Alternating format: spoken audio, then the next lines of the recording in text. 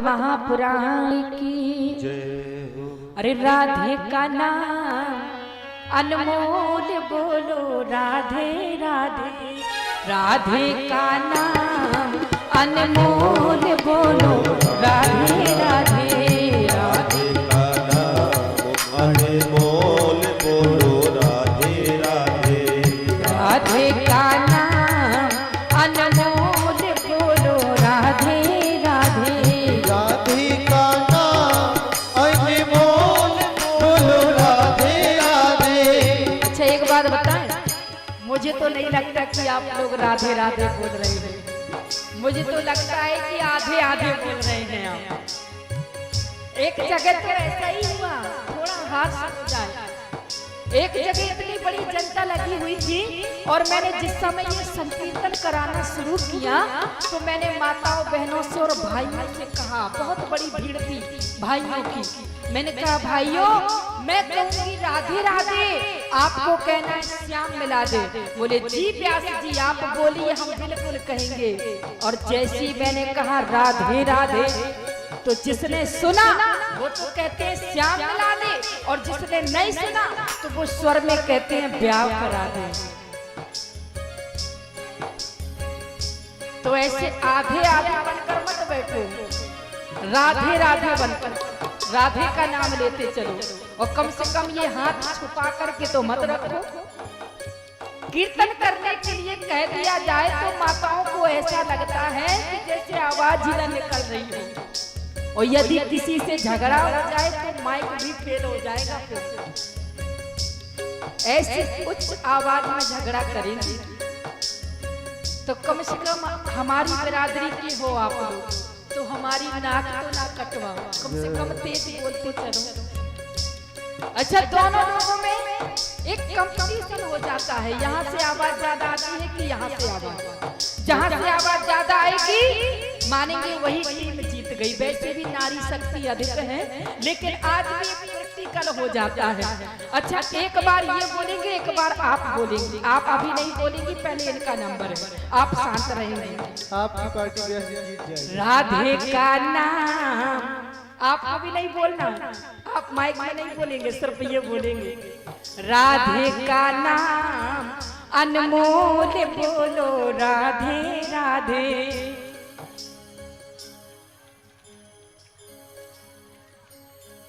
क्या सराहा रहे हो? अभी हमारी पार्टी का नंबर है, देखना अब आपका नंबर है, मुझे हरा मत देना, पूरा जोर लगा देना। राधे का नाम अनमोल बोलो राधे राधे,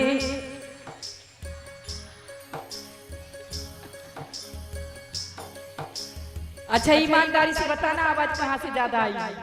वैसे अगर सही पहुंचा जाए तो हम लोगों की आवाज ज्यादा है, इसलिए कम लोगों में इतनी आवाज है, आप लोगों के ज्यादा लोगों में इतनी आवाज। ये तो बेईमानी हो गई, ऐसा कुछ नहीं है, अगर देखा आप लोगों की आवाज ज्यादा है, लेकिन अब मिल करके बोलना है। राधे का नाम अनमोल बोलो राधे राधे, राधे का नाम अनमोल बोलो राधे राधे, जोर से तालियों के साथ बजाते हो, सभी लोगों के हाथ उठने चाहिए। राधे राधे राधे राधे, राधे का नाम अनमोल बोलो राधे राधे, राधे का नाम अनमोल बोलो राधे राधे। ब्रह्मा भी बोले राधे, विष्णु भी बोले राधे, ब्रह्मा भी बोले राधे, विष्णु भी बोले राधे, शंकर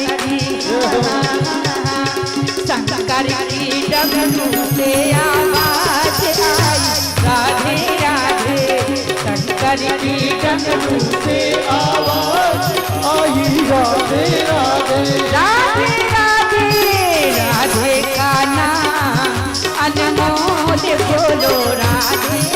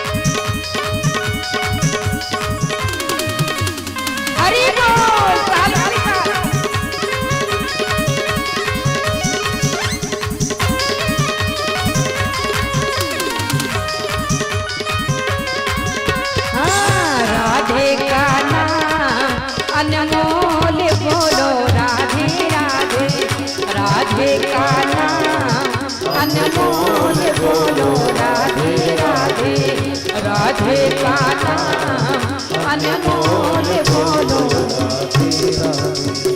प्रेम से बोलो वृंदावन बिहारी लाल की जय हो।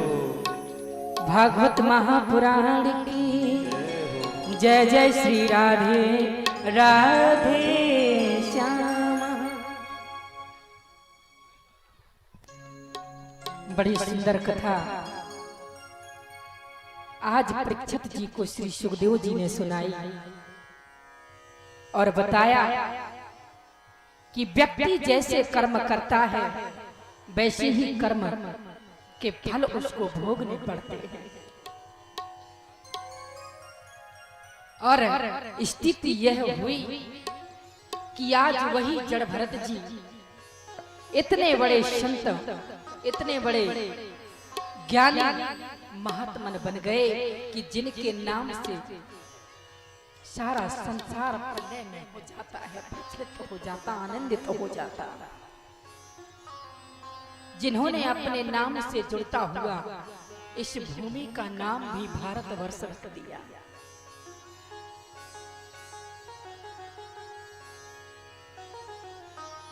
श्री सुखदेव जी महाराज राजा परीक्षित से कहने लगे, हे राजा परीक्षित, जड़ भरत की कथा से हमें यही सीख मिलता है कि जैसा करोगे वैसा तुम्हें मिलेगा।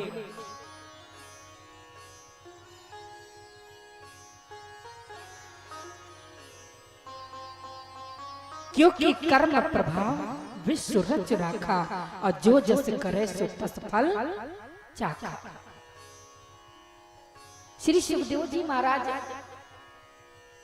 कथा सुना रहे हैं और राजा परीक्षित ने हाथ जोड़कर के सुखदेव जी महाराज से पूछा, महाराज आपने कहा कि व्यक्ति जैसे कर्म करता है उसको वैसे ही फल मिलते हैं। तो श्री सुखदेव जी महाराज कहने लगे, मैं ठीक ही कहता हूं, व्यक्ति को अपने कर्मों का फल भोगना ही पड़ता है। कभी कभी व्यक्ति अपने कर्मों से दूसरे का जीवन भी धन्य कर देता है, और कभी कभी व्यक्ति अपने कर्मों से दूसरे का जीवन डुबो भी देता है। जैसे कि एक कथा परीक्षित को श्री सुखदेव जी सुनाने लगे, कहने लगे, हे राजा परीक्षित,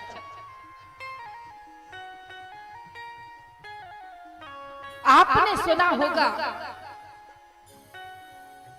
कि हिरण्याकश्यप और हिरण्याक्ष दो भाई थे और दोनों ही राक्षस थे, बहुत बड़े राक्षस।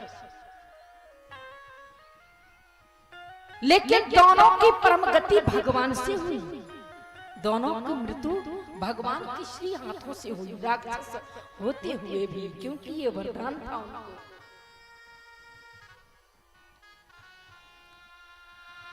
श्री सुखदेव जी महाराज कहने लगे, राजा परीक्षित, दोनों की मृत्यु भगवान ने की।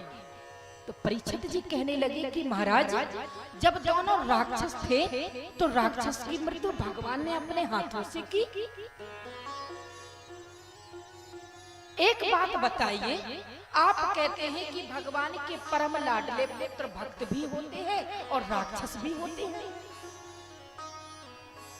तो भगवान भक्तों को अपनी शरण देते हैं और राक्षसों को मृत्यु दे देते हैं, ये तो अन्याय हुआ। यदि भगवान भक्तों को शरण देते हैं तो राक्षसों को क्यों नहीं देते? बड़ी सुंदर बात श्री सुखदेव जी कहने लगे,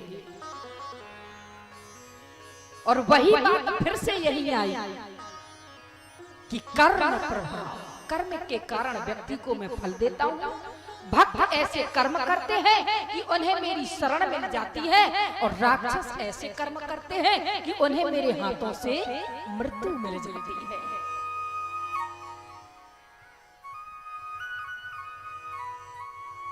एक बड़ा सुंदर दृष्टांत याद आया मुझे। एक बार एक भक्त में और एक विद्वान में झगड़ा हो गया। मेरे बंधुओं, भक्त अलग है, विद्वान अलग है। विद्वान में और भक्त में झगड़ा हो गया। विद्वान बोला कि भगवान को विद्वान ज्यादा प्रिय होते हैं। भक्त बोला कि तुम गलत बोलते हो, भगवान तो अपने भक्तों को ज्यादा चाहते हैं। बोले ऐसा हो ही नहीं सकता। तो बोले चलो चल करके भगवान से ही पूछ लेते हैं। और जब ज्ञानी और भक्त दोनों भगवान विष्णु की शरण में गए, भगवान विष्णु सैया सागर पर शयन कर रहे हैं, माता लक्ष्मी चरणों को दबा रही हैं।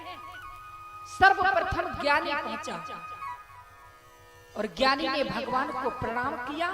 ज्ञानी को देखते ही भगवान विष्णु आनंदित तो हो गए और बोले कि अरे ज्ञानी, बड़े दिनों के बाद आए हो, बोले ये क्या काम है।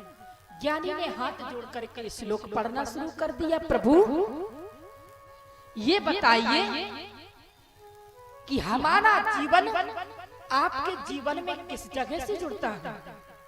हमारी जगह आपके जीवन में किस जगह है। तो भगवान जैसी इतना सुने मुस्कुराते हुए बोले, अरे ज्ञानी, ये भी कोई पूछने की बात है। हाँ प्रभु, मैं जानना चाहता हूँ कि आपके जीवन में हमारी कितनी अहमियत है। भगवान ने ज्ञानी के सामने कहा, अरे ज्ञानी, ज्ञानी तो मेरा आत्मा है। भगवान कहने लगे कि जो ज्ञानी होते हैं, वेद आदि वेदांतों का ज्ञान जिनके अंदर होता है, वो मेरी आत्मा बन जाते हैं। ज्ञानी मेरी आत्मा है। और मेरे बंधुओं, पास में बगल में ही भक्त खड़ा हुआ था। जिस समय भक्त ने भगवान की ऐसी बात को सुना, आंखों से आंसू आ गए और लौट करके जाने लगा। ज्ञानी ने कहा, देखा, हम भगवान की आत्मा हैं और आत्मा से बढ़कर कुछ नहीं होता। क्या आत्मा से बढ़कर कुछ होता है? कुछ नहीं होता। लेकिन जिस समय मेरे प्रभु ने भक्त को देखा तो भक्त को बुलाया और बोला, अरे भक्तराज, तुमने अपनी बात नहीं कही, तुम लौट कर जाने लगे। भक्त ने प्रेम आंसुओं से भाव विभोर होकर के कहा, प्रभु, कहने की कोई गुंजाइश ही नहीं आपने छोड़ी। यदि ज्ञानी आपकी आत्मा बढ़ गए तो हम भक्तों के लिए कौन सा स्थान है? क्या हमारे लिए कोई स्थान नहीं है? और जिस समय भक्त की आंखों में मेरे भगवान ने आंसुओं को देखा तो मेरे श्रोता बंधुओं, आज भगवान हाथ उठा करके कहने लगे, अरे भक्त, कदाचित ज्ञानी मेरी आत्मा बन सकते हैं, ये ज्ञानी मेरी आत्मा बन सकते हैं, लेकिन भक्त तो मेरा परमात्मा है। भक्त तो मेरा परमात्मा है। तो विचार करना, परमपिता परमात्मा जब भक्तों को अपना परमात्मा मान लेते हैं तो दौड़ते हुए कैसे नहीं आएंगे।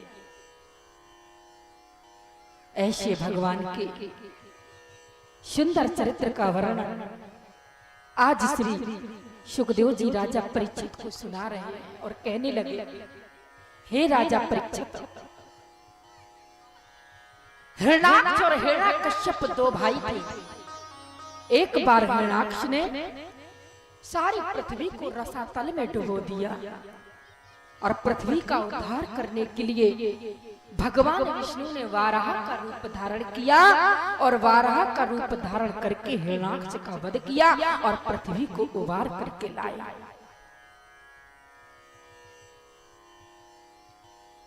बोलिए वाराह भगवान की जय हो।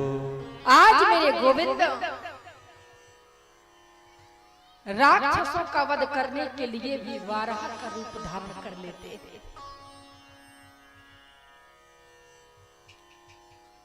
राजा परीक्षित ने कहा, हे महाराज सुखदेव जी, आप ये बताइए, जब हिरण्याक्ष की मृत्यु भगवान ने कर दी तो हिरण्यकश्यप का क्या हुआ? कृपया करके मुझे ये दृष्टांत सुनाइए। ये कथा सुनाई है। और आज जैसे ही हिरण्यकश्यप के बारे में राजा परीक्षित ने कहा, तो आज श्री सुखदेव जी बड़े प्रेम के साथ राजा परीक्षित को हिरण्यकश्यप की कथा सुनाने लगे और कहने लगे कि जिस समय हिरण्याक्ष का वध हो गया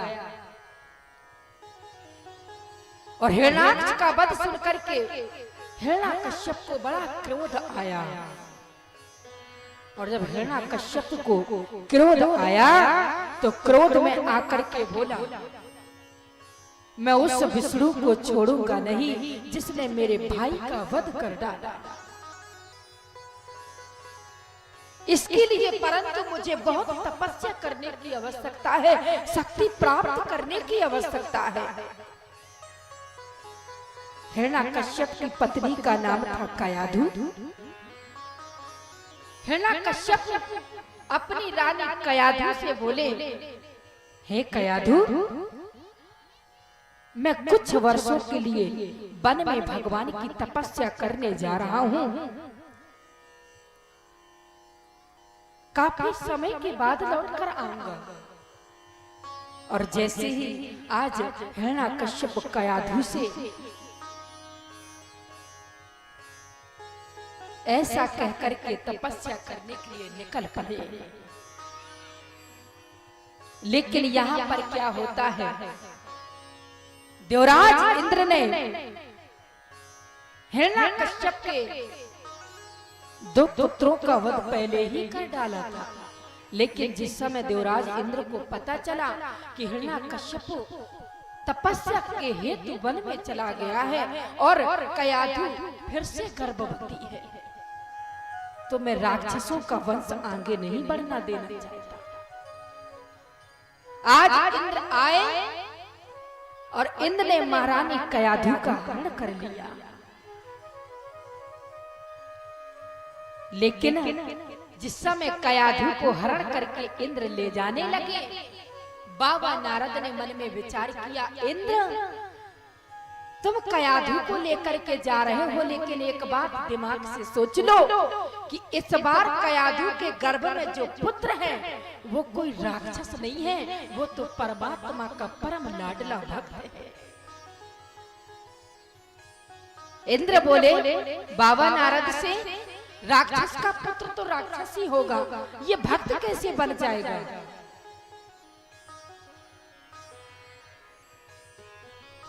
तो बाबा नारद कहने लगी, ये भक्त नहीं है, इसलिए इस बार तुम कयाधु को लेकर मत जाओ, हमें दे दो कयाधु को।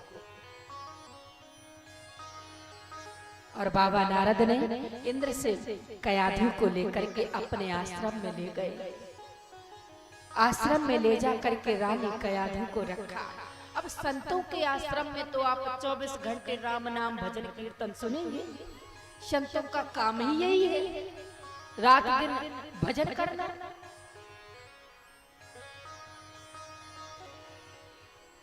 कयाधु गर्भ से है, बाबा नारद के आश्रम में हैं और बाबा नारद के आश्रम में रोज के हजारों संत आते हैं, भगवान का रात दिन जाप आदि स्मरण करते हैं, कीर्तन करते हैं।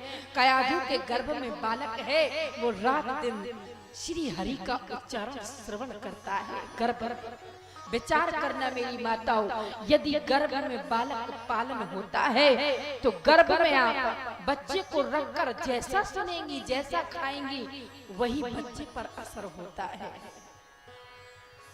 जब गर्भ से माताएं हो तो भगवान की कथा पढ़नी चाहिए, भगवान की कथा सुननी चाहिए, भगवान के चित्र देखने चाहिए, ताकि भक्त भगवान, ताकि सुंदर पुत्र पैदा हो, भक्त पैदा हो। लेकिन आजकल ऐसा कहाँ होता है, माताएं बहनों के गर्भ में बच्चा आता है तो ना तो कोई कथा पढ़ता है और ना कोई भगवान के चित्र देखता है, फिर देखता क्या है। आजकल तो बस पेट में बच्चा है तो फिल्म नाटक देखते हैं। और जब फिल्म नाटक देखोगे तो बच्चा जन्म लेता है तो किसी छोटे से बच्चे को यदि तुम पूछ दोगे कि राम जी कितने भाई थे तो वो नहीं बता पाएगा। यदि तुम पूछोगे कि रावण का वध किसने किया था तो वो नहीं बता पाएगा, क्योंकि उसने ना तो कभी सुना है ना कभी देखा है। और यदि तुम इतने छोटे से बच्चे से भी पूछ दोगे कि जो ये फिल्म आ रही है इसमें हीरो कौन सा है तो तत्काल बता देगा कि सलमान खान आ रहा है। छोटे से ही बच्चे जब डिस्सू देखेंगे तो बड़े में फिर वो माता पिता को डिस्सू करते हैं। यदि भक्त प्रहलाद और ध्रुव की तरह औलाद को आप चाहती हैं तो भगवान के चित्र देखो, भगवान की कथा सुनो, भगवान का कीर्तन करो। आज कयाधु सुबह से लेकर शाम तक बाबा नारद के आश्रम में श्री हरि का उच्चारण सुनती हैं और करती हैं। और स्थिति यह हुई कि जिस समय कयाधु ने एक पुत्र को जन्म दिया तो वो पुत्र कोई साधारण पुत्र नहीं था, वो तो भक्त प्रहलाद थे। भक्त प्रहलाद, प्रेम से बोलो भक्त प्रहलाद की जय हो। आज भक्त प्रहलाद का जन्म हुआ। यहाँ समय व्यतीत करने के बाद हिरण्यकश्यप ने इतनी तपस्या की कि ब्रह्मा जी को प्रसन्न किया। और ब्रह्मा जी से प्रसन्न करके जब ब्रह्मा जी ने कहा कि पुत्र तुमने मेरी इतनी तपस्या की, जो मांगोगे सो मिलेगा। आज हिरण्यकश्यप ने बहुत सारे वरदान मांग लिए और मांगा क्या? हे ब्रह्मा जी, यदि आप मुझसे प्रसन्न हैं तो मुझे अमर कर दो, अमर कर दो। ब्रह्मा जी ने कहा ये मेरे हाथ में नहीं है, जीवन मृत्यु ये मेरे हाथ में नहीं है। अमर करना किसी के बस की बात नहीं, मेरे बस की बात नहीं, मैं अमर नहीं तुम्हें कर सकता। फिर तो ऐसा करना दूसरा वरदान मांग लो। और जब दूसरा वरदान मांगा तो हिरण्यकश्यप ने क्या मांगा? प्रभु मुझे ऐसा वरदान दो कि मैं ना तो नर से मरूं ना देवताओं से मरूं, किसी से ना मरूं। ब्रह्मा जी ने तथास्तु कह दिया। दूसरा वरदान मांगा, न दिन में मरूं ना रात में मरूं, तथास्तु कह दिया।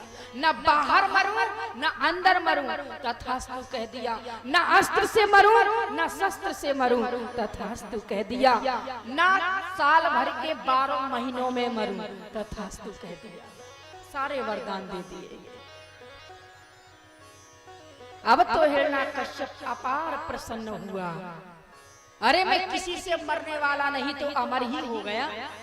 जब मुझे कोई मार ही नहीं पाएगा तो मैं तो अमर हो गया। अब उस विष्णु को मैं मृत्यु दंड दूंगा, क्योंकि मुझसे बड़ा भगवान कोई है ही नहीं। और जैसे ही हिरण्यकश्यप अपने साम्राज्य में आया तो सारे साम्राज्य में डंका पीट करके कह दिया कि यदि कहीं भी संत दिखाई दे जाए, विद्वान दिखाई दे जाए, कथा आदि हवन यज्ञ होते हो तो उसको विध्वंस कर दिया जाए। ब्राह्मणों को बंदी बनाकर, संतों को बंदी बना करके कारागार में डाल दिया जाए। कोई भगवान नहीं, कोई श्री हरि नहीं, मैं ही भगवान हूँ, मैं ही श्री हरि हूँ। यदि जाप करना है तो कश्यप, हिरण्यकश्यप का जाप करो। श्री कृष्ण है नमः मत बोलो, श्री हरि का मंत्र मत बोलो। फिर बोलो क्या? बोले हिरण्यकश्यप नमः बोलो। अब सारे नगर के वासी भयभीत, चाह कर भी कोई भगवान का नाम नहीं लेता। शुभ काम हो तो हिरण्यकश्यप की जय, अशुभ काम है तो हिरण्यकश्यप की जय। लेकिन यहाँ पर क्या हुआ? आज बाबा नारद, भक्त प्रहलाद का जन्म हुआ बाबा नारद के आश्रम में। तो जब संतों के सानिध्य में किसी का जन्म होगा तो वो राक्षस कैसे हो सकता है, वो तो भक्त ही होगा। और फिर बाबा नारद जैसे, जिनको बाबा नारद का संग मिला हो। आज जिस समय भक्त प्रहलाद अपनी माता कयाधु के साथ में हिरण्यकश्यप के पास आए, बाबा नारद ने उन्हें वापस किया। और जैसे ही भक्त प्रहलाद ने अपने पिताजी को देखा तो दूर से ही कहने लगे, पिताजी जय श्री कृष्ण। और जैसे ही हरि का नाम सुना, कृष्ण का नाम सुना, गोविंद का नाम सुना, हिरण्यकश्यप आग बबूला हो गया। और नारद बाबा से बोले, यही सिखाया तुमने मेरे बच्चे को? कोई बात नहीं, ये अभी तक तुम्हारे साथ था तो ऐसा बोलने लगा, अब मेरे साथ रहेगा तो मैं जैसा चाहूंगा वैसा ही बोलेगा। बाबा नारद चले गए और आज यहाँ हिरण्यकश्यप ने प्रहलाद को अपनी शिक्षा देनी शुरू कर दी। पुत्र प्रहलाद, ये तुम किसका नाम ले रहे हो? अपने शत्रु का नाम ले रहे हो? ये हमारा संसार में सबसे बड़ा शत्रु है, इसलिए तुम्हें शत्रु का नाम नहीं लेना।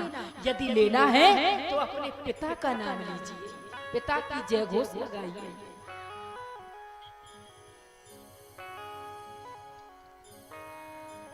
अनेक प्रकार से शिक्षा देने की कोशिश की, लेकिन प्रहलाद बदलने वाले थे। वो तो जिससे भी मिले तो जय श्री कृष्णा, जय श्री कृष्णा कह करके मिले, हरि ओम कह करके मिले, सीताराम कह करके मिले।